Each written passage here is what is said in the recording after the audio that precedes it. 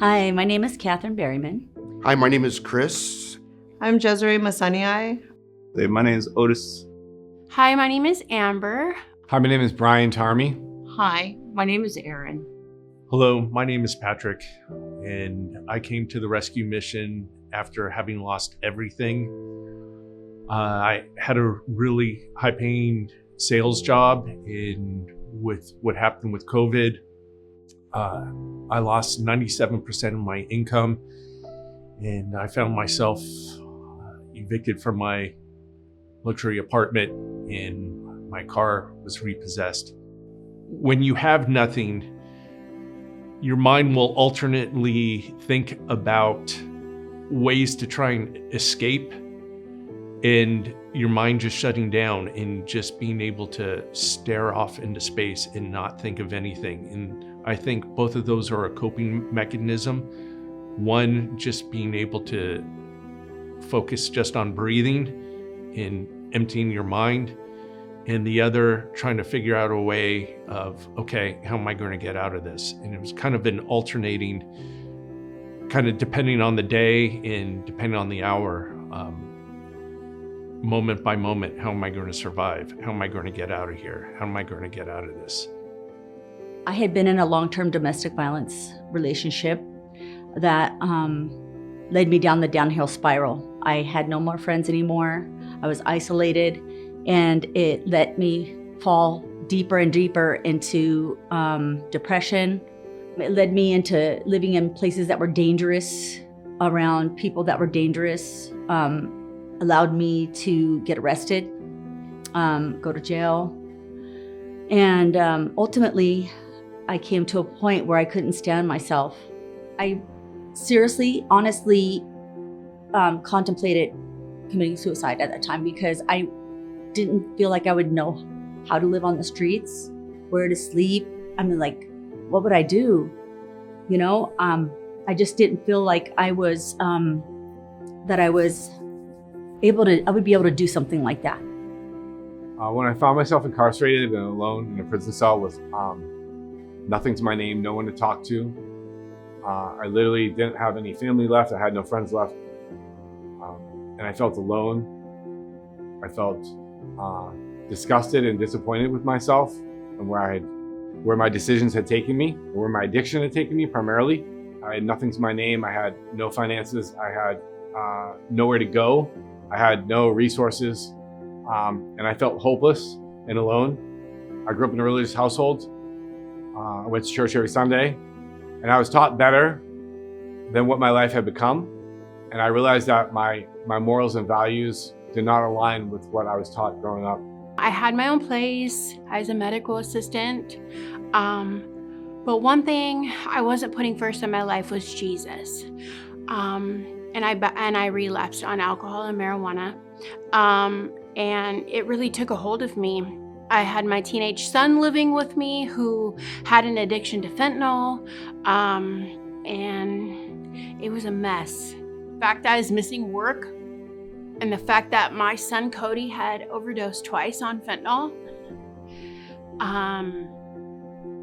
that was like the scariest thing for me, right? He got brought to the hospital I worked for, dead, twice. It was embarrassing and it was traumatic at the same time because my son didn't even care that he had just been brought back to life by, I guess you can call them good Samaritans. If it wouldn't have been for those people, Cody wouldn't be here today. And then at the same time, you know, my husband,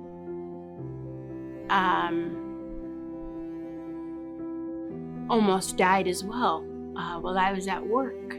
And so I think those moments were a breaking point for me.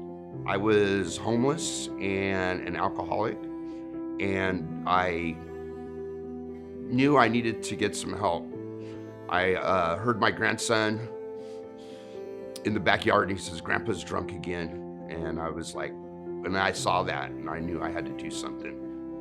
Living on the streets, sleeping on the sidewalk or concrete somewhere, being around other people that are homeless too, and seeing just people's lives just going nowhere, people dying, people lost, and I was like on that path.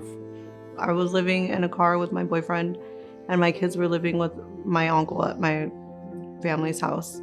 The day-to-day looked like fighting and a lot of domestic violence.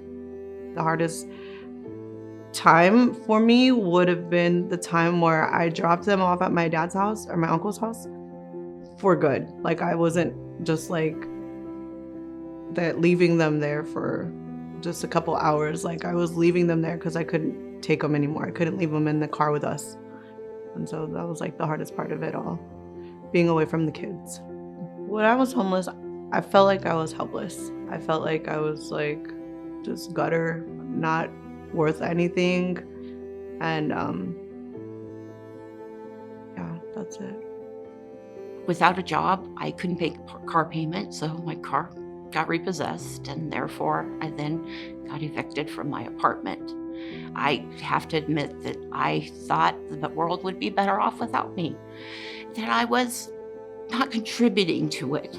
And my brother saw it, and that's why he was so worried. He could see that the light was not in my eyes, that when I smiled, it didn't get to my eyes, that it was just for performance, and that I didn't know what happiness anymore was. And so I even prayed to the Lord to make me a functioning human being, saying, I just want to be able to go out and have a job and be able to enjoy people and just be me. The hardest part of the day-to-day going through everything that we went through was just not wanting to continue in it. You just really being so tired and drained, right? Being so caught up in my addiction that if I were to stop, I needed to sleep for about a week. So that was like the main thing, because it was just a destructive, repetitive pattern. And I was exposing my child to it. And I don't want that for her. I did not want that for her. So I really came to a heads and a crossroad where I was either going to be the dad that provided a change and showed her different, or I was going to be the dad that continued and would put that cycle upon her. We were on our last hotel voucher, and that's when we got the call to come here.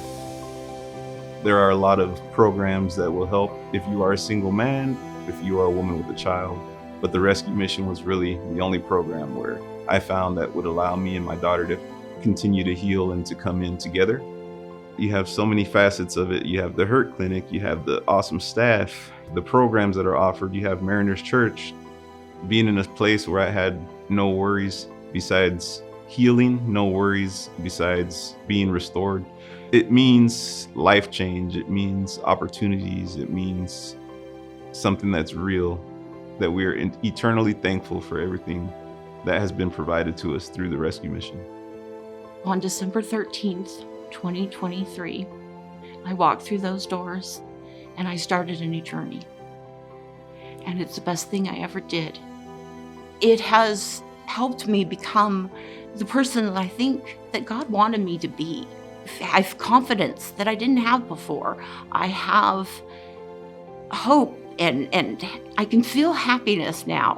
When I smile, I believe that now that smile goes to my eyes because I am happy. I've made friends that I know will be my friends for the rest of my life. And I couldn't be more grateful to this place. You get out of the Orange County Rescue Mission what you put into this rescue mission. Just taking on and accepting what is offered here at the Orange County Rescue Mission. Each piece helped me heal in places I didn't realize I needed healing. It's a place where you can regain your hope and experience love and restoration all through a relationship with Jesus Christ. The rescue mission is a place where you can come to get away from all the disruptions in your life that are taking you away from what you need to be focused on. It's really exciting for me to see that I can now be a good example to my family, to my daughter, my son, and my grandchildren. And I really think that that is one of the most important things for us to do, is to be a good influence on our children and their children. Me and my oldest grandson, we were driving down the street one day, and he was telling me, "Grandpa, I'm really proud of you, what you're doing right now." You know, that really, as I said, I think a tear came down my eye when I heard that. The rescue mission gave me more of an opportunity to work on myself and my addiction, and my spirituality and my faithfulness to God, based upon largely the duration of the program, the volunteers at the program, the donors at the program, and the fact that there is a church on campus. But I also was able to do things like complete my DUI class that was necessary for my court requirements and my DMV requirements. I was able to obtain a driver's license. I was able to obtain a social security card. I was able to obtain papers that are needed for employment. I was able to build a resume. I was able to build my credit score. I was able to really start to build a foundation for the things that are necessary to be successful in this world. The rescue mission's a great place. They have so many different opportunities for you to become the best version of yourself, which is truly amazing. We've got opportunities to get sober and get counseling, both group counseling and individual counseling. Joining Up and Running and having completed a couple of 5Ks, as well as 3 half marathons. It was a sense of accomplishment, something I had never felt before, never thought I could do. And they helped me become a better person. You just literally have to put one step in front of the other and don't stop. No matter how slow or how fast you are, that doesn't matter. What matters is that you set your mind to something and then you complete it. Even if you feel that it's impossible, you realize that it's not. I would say if you're serious about changing your life and you're tired of where you are, this is definitely the place to be. Because it doesn't just heal you, it gives you all the skills you need to just completely live a different life, a better life. All the parts coming together, the case manager meetings, the therapy, taking Rooted, doing my 12 steps, working with volunteers, it changes you. It changed me. I think what excites me about my future is that I have a future, that I have a career. I have a great career, that I have relationships with my children now. They want to be around me. My future is going to be amazing. That I have a future and that it's just going to get better and better. My kids, I feel like they've just come into themselves. They seem so full of life and love and laughter, and they love life now. They love that we're off to a better start, or we're heading somewhere. That freedom that I could be a mom and that my kids can live with me and I can take care of them. I didn't ever think that I could do that. So that just means everything to me. I work at John Patterson's Tustin Mazda. I'm the receptionist. Having a job is great. I mean, I've been able to buy a car. Me and my kids have been able to get around. We're able to do things that we want to do, spend money when we want to spend money. And yeah, I enjoy working. Currently, I am an employee with Lendistry, a small business lending company. My position is a customer experience representative. I'm a bus driver for the OCTA, and I transport the county's handicapped and disabled. I work for 5-Star Tax Resolution, and I'm a resolution case manager. I'm a senior debt specialist. I'm done with debt. So I work at Project Kinship, and I'm a restorative practice specialist. I worked for Lendistry as a customer experience representative. Now I am a mobile patrol officer for Allied Universal, serving the Irvine Company. I just want to say thank you to all of the donors, the people who bring in clothing and furniture.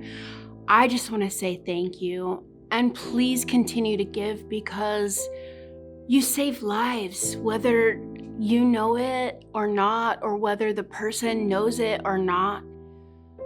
This place, if it was not here, I don't think I would be still here.